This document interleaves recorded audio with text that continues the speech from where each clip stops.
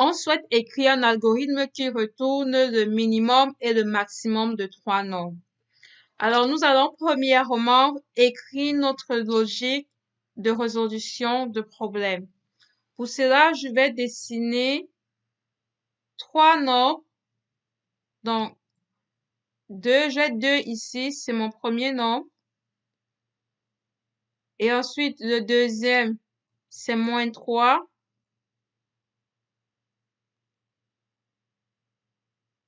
Et le troisième,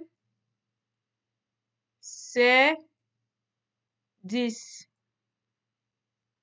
Alors, si je veux avoir le minimum et le maximum des 3 nombres, je vais commencer d'abord par comparer les 2 premiers nombres.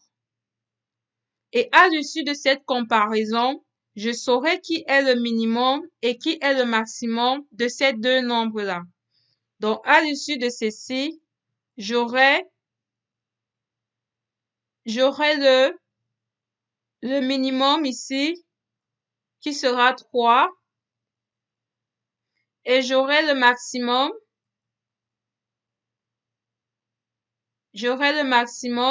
qui sera 2. Donc là, juste pour cette première comparaison, on sait qui est le minimum et qui est le maximum. Ici, je vais nommer ça A, qui est ma variable A. Ici, B, ma variable B qui contient le deuxième chiffre et ma variable C qui contient le troisième chiffre. Une fois que j'ai fait ça, je prends le minimum que j'ai trouvé, je le compare avec mon dernier chiffre et à la sortie de ça, de cette comparaison, j'aurai le minimum qui est -3. Et pareillement, je vais faire la même chose avec ce maximum. Je vais le comparer avec toujours avec 10 et à la fin et on saura qui est le maximum entre 2 et 10 et on aura 10. Donc au final, notre algorithme a pris 3 nombres, 2, -3, 10 et à la fin, ça a affiché le minimum qui est -3 et le maximum qui est 10. Donc voilà comment est-ce que premièrement, vous mettez en place une logique claire et simple. Maintenant, comment est-ce que vous pouvez coder cette logique-ci? Comment est-ce que vous écrivez cela en algorithmique? C'est tout simple. Vous allez lire vos 3 nombres et les sauvegarder dans une variable ABC. Ensuite, 2 autres variables déclarées min et max. Premièrement, vous faites la comparaison de A et B. Et à la sortie de la comparaison, vous avez le minimum et le maximum. Et ensuite, vous allez faire 2 autres comparaisons. Une comparaison qui compare le min et le C et une autre qui compare le max et le C. Et c'est tout. Et c'est tout, rien de compliqué. Donc, nous allons très rapidement faire l'algorithme. Alors, j'ouvre mon éditeur de test. J'écris algorithme min max et je vais faire ma déclaration. Je vais déclarer A, B, C, min et max, 2 points comme des entiers. Et là, je déclare ça. Si on retourne au niveau de la logique ici, vous voyez exactement qu'on a 5 variables. Donc, j'ai exactement besoin de 5 variables également. Après avoir déclaré mes variables, je vais commencer mon programme et je vais le fermer. OK, début, qu'est-ce que je fais? Je vais écrire, veuillez entrer les 3 nombres. Veuillez saisir les 3 nombres. Et là, l'utilisateur va entrer les 3 nombres A, B et C. Donc, on va les stocker dans les variables différentes A, B et C. Et ensuite, je commence ma première comparaison. Non, je commence ma première comparaison. On va dire ici, A est supérieur. Donc, ce que je vais faire un algorithme très simple. Je vais supposer que le minimum, c'est A. Et je vais supposer que le maximum également, c'est A. D'accord? J'ai mon minimum qui est à A et j'ai mon maximum qui est à A.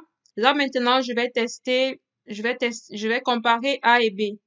Donc, je vais dire si A est supérieur, si A est supérieur, extrêmement supérieur à B, alors qu'est-ce qui se passe? Si A est supérieur à B, alors ça veut dire que A est le maximum et on a déjà ça ici. Donc, A est le maximum. Dans ce cas-là, A, c'est le maximum. Mais qu'est-ce qu'il faut donc changer? Ça veut dire que le minimum, ce n'est plus A. Donc, le minimum, c'est qui? Le minimum, c'est B. D'accord? Si A est supérieur à B, le minimum, c'est B et le max reste A. Mais dans le cas contraire, sinon, ça veut dire que A est plus petit que B. Si A est plus petit que B, ça veut dire que le maximum, c'est qui? Ça veut dire que le maximum, ce n'est plus A. Le maximum, maintenant, c'est B. Et le minimum va rester A. D'accord?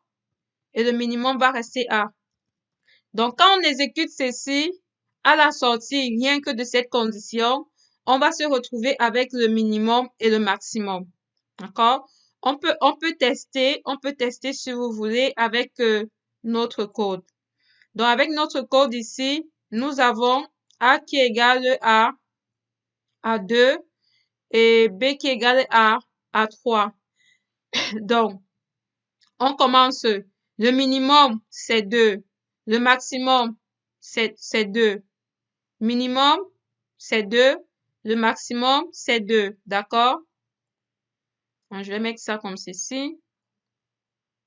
Donc, on aura le minimum qui est 2. Le minimum qui est 2. Le maximum qui est 2. Donc, on suppose que le premier chiffre ici, le min et le max pointent ici. Ensuite, on fait la comparaison de ça et ça. A et B. Est-ce que A est strictement supérieur à B? 2. Est-ce que 2 est strictement supérieur? Désolé. Est-ce que 2 est strictement supérieur à B? Oui. 2 est strictement supérieur à 2 parce que 2 et moins 3, 2 est supérieur que moins 3. Donc, on entre ici. La condition si est respectée. A est strictement supérieur à B. On entre ici et on dit que le minimum, c'est B. Donc, le minimum va recevoir, on voit bien comment le minimum, ici, reçoit la valeur de B qui est moins 3. D'accord?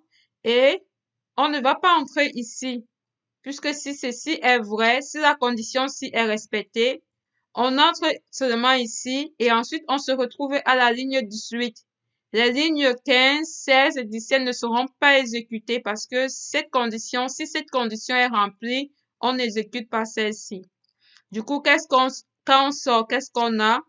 On a changé la valeur de min, qui était au départ 2, on a mis moins 3 dedans. Et le max, c'était dès le départ, initialisé dès le départ, va rester à 2. Donc, vous voyez que ça marche. À la sortie d'ici, le min et le max ont la valeur qu'il faut. Ensuite, on va continuer notre algorithme qui demande de comparer, de faire 2 autres comparaisons. Donc, voici les 2 comparaisons. La première, c'est de comparer le minimum, si, avec C. Donc, on va faire cette première comparaison. Donc, on va dire si le minimum, d'accord, si le minimum est inférieur, Pourquoi je prends inférieur? Parce que pour le moment, si le minimum est inférieur, autant pour moi à C. Si le minimum est supérieur, autant pour moi. Si le minimum est supérieur à C, alors ça veut dire que le nouveau minimum, c'est C. Point virgule. Donc là, je viens de trouver, je fais cette comparaison-ci uniquement si mon minimum que je supposais être minimum ici est plus grand que C. Dans le cas où c'est plus petit, il n'y a rien à faire, on a déjà le minimum. Dans le cas où c'est plus petit, il n'y a plus besoin de se déranger. Ça veut dire que C est plus grand, donc on n'a plus à se déranger. Mais dans le cas contraire, c'est la raison pour laquelle je fais le test inverse. La raison pour laquelle je teste que le minimum, si le minimum est supérieur à C, alors il y a une action à faire. Il faut changer la valeur du minimum.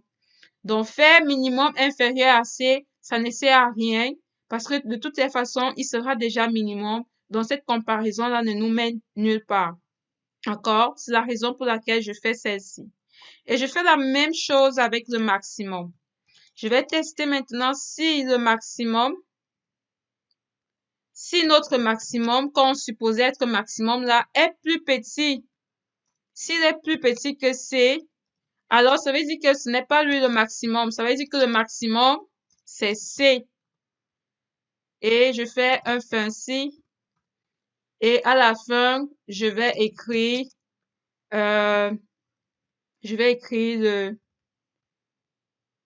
le min est,